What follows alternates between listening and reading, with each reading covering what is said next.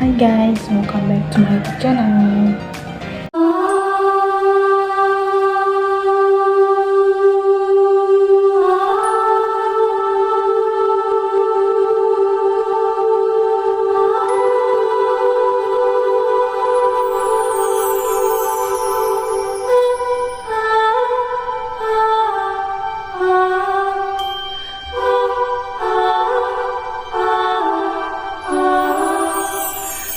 Bismillahirrahmanirrahim. Assalamualaikum warahmatullahi wabarakatuh. Pada kesempatan kali ini saya akan membahas dari apa itu memori komputer, komponen yang ada pada memori komputer, hierarki memori komputer, sampai ke perbedaan memori komputer.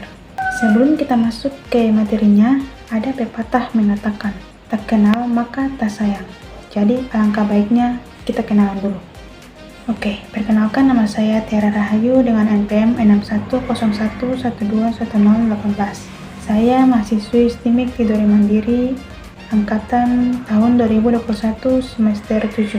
Tujuan saya membuat video ini adalah sebagai tugas pengganti UAS di salah satu mata kuliah, yaitu mata kuliah organisasi komputer. Baik, sekarang kita masuk ke pembahasannya. Apa itu memori komputer? Jadi guys, memori komputer adalah sebuah komponen yang digunakan untuk menyimpan data atau instruksi yang diperlukan untuk menjalankan sebuah program. Memori ini berfungsi sebagai tempat penyimpanan sementara dan permanen bagi data yang diolah oleh CPU. Sekarang kita masuk ke pembahasan yang kedua, yaitu komponen memori komputer. Memori komputer terdiri dari dua kategori utama berdasarkan penyimpanannya. Yang pertama yaitu memori volatil dan yang kedua yaitu memori non-volatil. Memori volatil adalah jenis memori yang akan kehilangan semua data di dalamnya ketika daya atau komputer dimatikan. Contoh dari memori volatil adalah yang pertama RAM atau Random Access Memory, dan yang kedua adalah cache memory. RAM adalah memori utama yang menyimpan data dan instruksi yang sedang diproses oleh CPU. RAM memungkinkan akses cepat ke data sehingga mempercepat kinerja program. Sedangkan cache memory adalah jenis memori yang lebih cepat dan lebih kecil yang terletak dekat dengan CPU. Cache menyimpan data dan instruksi yang sering diakses untuk mempercepat proses pengambilan data. Kelebihan dari memori volatil ini yaitu kecepatan tinggi dalam membaca dan menulis data dan meningkatkan kinerja sistem melalui akses cepat. Sedangkan kekurangannya yaitu data hilang saat komputer dimatikan, sehingga tidak cocok untuk penyimpanan permanen. Sedangkan memori non-volatil yaitu jenis memori yang datanya akan tetap tersimpan meskipun daya dimatikan. Contoh dari memori non-volatil ini yaitu yang pertama ROM atau Read Only Memory. ROM adalah jenis memori yang menyimpan instruksi dasar yang diperlukan untuk memulai komputer. Kelebihan dari memori non-volatil ini yaitu data tetap tersimpan meskipun tidak ada daya atau komputer sedang dimatikan, sehingga cocok untuk penyimpanan jangka panjang. Sedangkan kekurangannya yaitu kecepatan akses yang lebih lambat dibandingkan dengan memori volatil. Sekarang kita masuk ke pembahasan yang ketiga, yaitu jenis-jenis memori. Jenis-jenis memori ada 4, yaitu yang pertama memori utama, yang kedua memori sekunder, yang ketiga memori cache, dan yang keempat memori virtual. Oke, kita akan membahas satu-satu dari keempat jenis memori ini. Yang pertama memori utama. Memori utama ini yang termasuk dalamnya yaitu ada RAM dan ROM. RAM adalah jenis memori yang bersifat sementara atau datanya akan hilang jika daya atau komputer dimatikan. Dan yang kedua adalah ROM atau Read Only Memory. ROM ini kebalikan dari RAM tadi. RAM tadi kan sementara, nah yang ROM ini permanen. Fungsi dari RAM ini yaitu menjalankan program.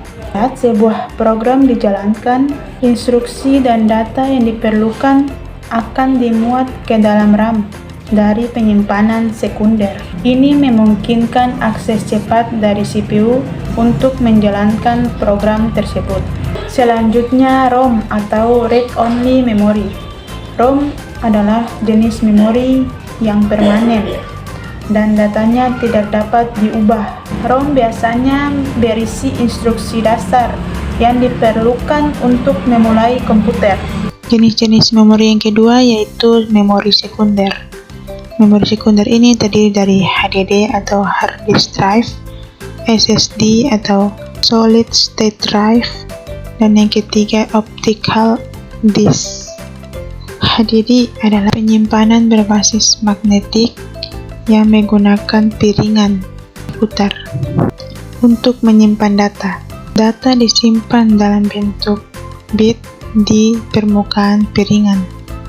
Kelebihan HDD yaitu kapasitas yang besar dan biaya per gigabyte yang rendah. Kekurangan HDD yaitu kecepatan akses lebih lambat daripada SSD dan lebih rentan terhadap kerusakan fisik. Sedangkan SSD yaitu penyimpanan berbasis flash memory yang tidak memiliki bagian bergerak. Selanjutnya adalah optical disk. Optical disk ini sendiri merupakan penyimpanan yang menggunakan laser untuk menulis data. Contohnya yaitu CD, DVD, dan Blu-ray. Fungsi dari optical disk yaitu menyimpan data secara permanen. Komponen memori yang berikutnya adalah memori cache. Memori cache merupakan memori kecil dan cepat yang berfungsi sebagai perantara CPU dan RAM. Selanjutnya, memori virtual merupakan teknik yang menggunakan ruang di penyimpanan sekunder. Yang kedua, terletak di antara CPU dan RAM untuk mempercepat akses data, seperti HDD atau SSD untuk memperluas kapasitas RAM. Fungsi dari memori virtual sendiri adalah yang pertama, memperluas kapasitas memori, dan yang kedua, meningkatkan stabilitas sistem. Selanjutnya kita masuk ke pembahasan hierarki memori. Sebelumnya kita harus tahu dulu apa itu hierarki memori. Hierarki memori adalah sistem yang mengatur berbagai jenis memori dalam komputer berdasarkan kecepatan, kapasitas, dan biaya. Hierarki memori yang pertama yaitu register. Register ini merupakan memori kecil yang terletak di dalam CPU itu sendiri. Yang kedua ada cache. Cache ini lebih lambat dari register, tetapi lebih cepat dari RAM. Kecepatan register sangat tinggi karena register terintegrasi langsung dengan unit pemrosesan. Ini memungkinkan CPU mengakses data dengan lebih cepat. Kapasitas dari register ini sangat kecil, biasanya hanya beberapa byte atau beberapa kilobyte. Hierarki yang kedua yaitu cache. Cache adalah memori yang kecil dan cepat yang terletak di antara CPU dan RAM. Kecepatan dari cache yaitu lebih cepat daripada RAM dan lebih lambat dari register.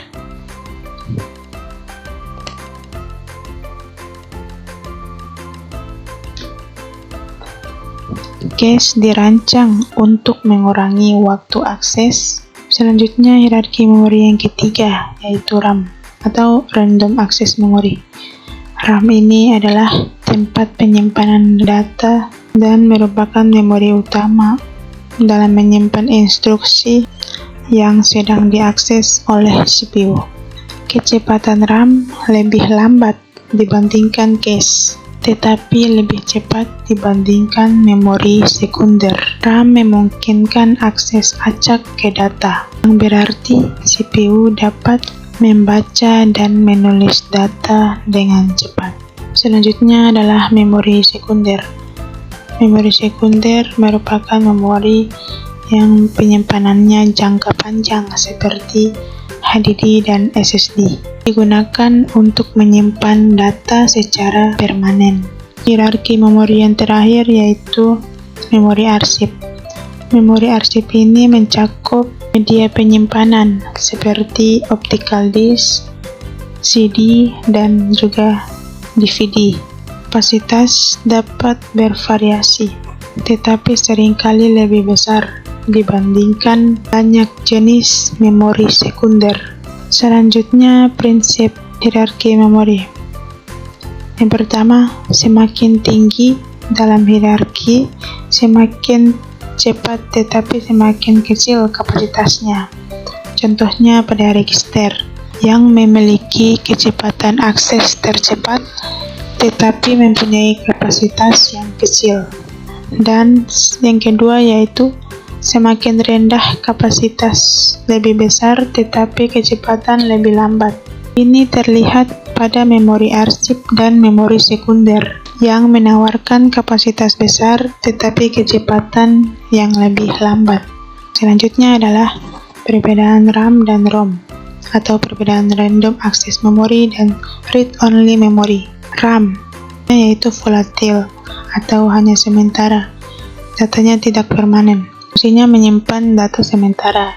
Dan ROM menggunakan jenis memori non-volatil atau penyimpanan permanen yang fungsinya menyimpan instruksi secara permanen, contohnya BIOS dan firmware. Nah, sekarang kita masuk ke pembahasan terakhir kita, yaitu perbandingan memori utama dan sekunder. Kalian bisa lihat pada tabel di samping merupakan perbandingannya. Yang pertama ada RAM dan memori sekunder. Kecepatan RAM sangat cepat dan sebaliknya kecepatan memori sekunder lambat. Itulah tadi pembahasan kita mengenai memori komputer. Sekarang kita masuk ke kesimpulannya. Kesimpulan yang pertama, memori komputer terdiri dari beberapa jenis dengan fungsi dan kecepatan berbeda.